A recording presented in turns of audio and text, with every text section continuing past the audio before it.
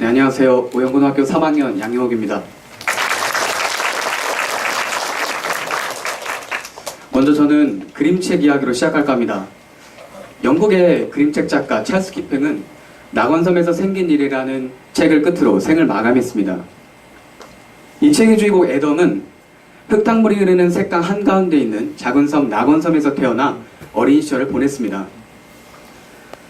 낙원이라고 하기에 이 작은 섬은 평범했지만 많은 사람들과 어울리며 애덤은 이 작은 섬을 좋아했습니다. 하지만 시의원들은 낙원섬을 개발하고자 계획을 세웠고 낙원섬 색강 양쪽 편을 연결하는 유럽 고속도로를 건설하기로 결정했습니다. 육지 사람들은 더욱 빠른 속도로 색강 건너편으로 이동할 수 있게 되었습니다. 애덤은 이웃 노인들과 함께 개발이 이루어지지 않는 습지로 이동해 그들만의 삶의 터전을 만들었습니다. 옛날 가게들은 사라졌지만 가게 주인들은 새롭게 들어선 대형 슈퍼마켓에 취직하게 되었습니다. 시의원들도 자신들이 이뤄낸 성과를 보면서 흡족해했습니다. 불행해진 사람은 찾아볼 수 없었고 완벽한 해피엔딩입니다. 저는 낙원섬 제주도에서 나고 자랐습니다. 제주도는 다들 아시다시피 모든 이들의 사랑을 받는 섬 아닙니까? 저는 이렇게 운이 좋게도 아름다운 제주도에서 태어나 어릴 적부터 제주도의 자연과 문화를 가까이 두며 접할 수 있는 기회가 많았습니다.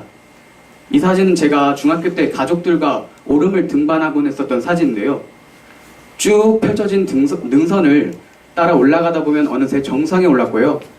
정상에서 바라보는 제주도 풍경은 가보신 분들은 아시겠지만 사람들의 마음을 시원하게 뚫어줍니다. 제가 예전에 제주 기농기촌 박람회 현장을 다녀온 적이 있습니다. 거기서 제주도가 고향이 아님에도 불구하고 제주도로 귀농을 오신 여성분을 만날 수 있었는데요. 그 여성분이 저에게 제주도로 온 이유가 제주도에 있는 360여 개의 오름을 하루에 하나씩 올라서 1년 안에 모든 오름을 섭렵하는 것이라고 하시더라고요. 그만큼 사람들이 제주도의 오름의 큰 매력을 느낄 수 있었다는 것을 알게 되었습니다. 오름 말고도 많은 사람들이 제주의 자연을 즐기기 위해서 올레길을 걷곤 합니다. 제가 다녀왔던 올레길은 7코스인데요. 이게 7코스의 대륜동 해안길입니다. 대륜동 해안길에 가다 보면 야자수길을 걸을 수도 있고 옆에 있는 쪽빛 바다를 볼 수도 있습니다. 쪽빛 바다와 야자수길은 이국적인 풍경을 연출하면서 여행자들의 가슴을 설레게 만들죠. 그리고 고등학교에 들어와서는 제주도의 역사와 문화에 관심을 갖게 되었습니다.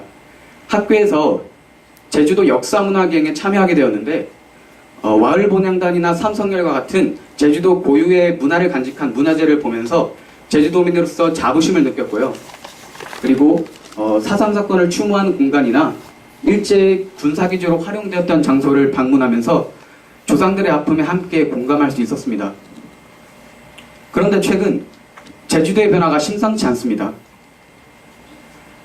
2010년 2월 국내에서는 처음으로 제주도가 부동산 투자 이민제를 도입했습니다. 그 부동산 투자 이민제가 실시된 이후로 무분별하게 중국인의 자본이 유입되었습니다. 이러한 중국인의 자본이 유입되면서 제주도 부동산 가격은 비정상적으로 증가했고 중산간 지역을 중심으로 이루어지는 개발 사업은 자연경관 훼손 문제로 이어져 도민들을 비롯한 많은 사람들이 큰 우려를 표명했습니다. 관광산업도 문제가 큽니다. 비슷한 주제의 박물관, 제주도의 정체성과는 무관한 박물관들이 난립하고 있습니다. 이러한 박물관과 미술관들의 난립은 오래전부터 문제 제기가 되었죠. 하지만 아직까지도 시정되고 있진 않습니다. 관광지 옆에 있는 드넓은 주차장, 2차선 국도를 4차선 도로로 늘려버리거나 새로운 도로를 확장하면서 제주도 관광의 아기자기한 매력은 사라져가고 제주도 관광지는 점차 빠르게 상업화되고 있습니다. 다시 한번 낙원섬에서 생긴 일로 돌아와 봅시다. 섬은 개발되어 더욱더 발전하였고요. 낙원섬의 주민들은 피해본 것 없이 오히려 이득을 본 사람도 있었습니다. 그런데도 우리가 낙원섬 이야기를 보면서 해피엔딩이라고 하기에 꺼림칙한 이유는 무엇일까요? 바로 고속도로에 가려져서 낙원섬 과거 본래의 모습을 찾아볼 수 없기 때문입니다. 모든 지역은 그들만의 자연환경과 인문환경을 가져 각기 다른 개성으로 오랜 세월 동안 지역 문화를 축적해 왔습니다. 제주도는 가운데 커다란 화산이 있고 사면은 바다로 둘러싸여 있습니다. 그래서 낮에는 바다에서 바람이 불어오고 밤에는 산바람이 붑니다. 강한 바람뿐만 아니라 지질학적 특성상 벼롱사가 힘들기 때문에 제주도 사람들은 옛날부터 척박한 환경에서 살아왔습니다. 그리고 육지와 바다로 막혀있기 때문에 교류 또한 적었습니다. 이러한 환경 속에서 제주도민들은 강인한 정신력, 강한 공동체 의식감을 길러낼 수 있었고 독특한 지역 풍습과 지역 방언이 존재하게 되었습니다.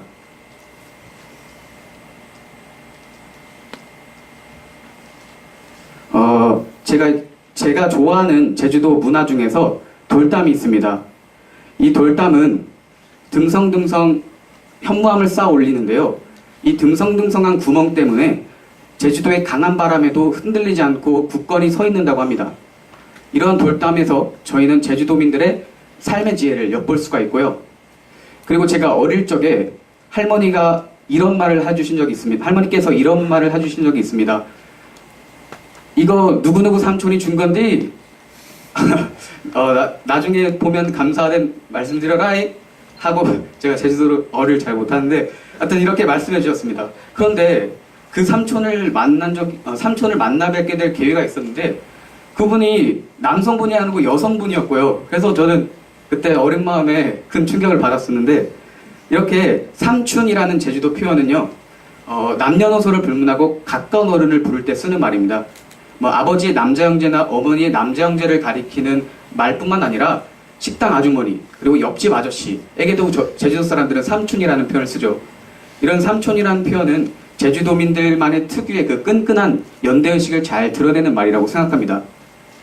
이렇게 정겨운 제주도 문화가 지역경제 활성화 그리고 새로운 성장 동력, 국가적 어젠다라는 이유로 점차 희미해져 가고 있습니다. 경제적 효용성에 따라 우리가 지켜나가야 할 소중한 지역 문화들이 저평가되고 있습니다. 이러한 시장 논리가 유입될 때 제주도뿐만 아니라 다른 지역 문화들도 점차 획일화될 것입니다. 우리의 문화는 점차 다채로움을 잃어갈 것입니다. 아까 낙원섬에서 생긴 일을 쓰셨던 찰스 키핀이 이 책을 쓰신 이유를 밝힌 구문이 있는데요. 제가 한번 말씀드리겠습니다. 나는 최근에 색강 한가운데 있는 작은 섬에 관한 그림책을 쓰고 있다. 고속도로에 의해서 이 작은 섬이 사라질지 혹은 작은 지역 공동체지만 유지될지는 이 책을 읽는 어린이들의 판단에 맡기겠다. 제가 생각한 결론을 말씀드리겠습니다. 지역 공동체가 크든 작든 우리의 지역 공동체의 문화와 역사, 자연은 너무나도 소중합니다. 고속도로에 가려져 버리기에 너무나도 소중합니다. 우리는 지역 문화를 아끼고 사랑하며 창조적으로 계승할 때 우리의 지역이 발전할 수 있습니다. 여러분도 저와 함께 우리의 지역 문화를 소중히 아끼고 사랑하는 사람이 되셨으면 좋겠습니다. 이상 발표 마치겠습니다. 감사합니다.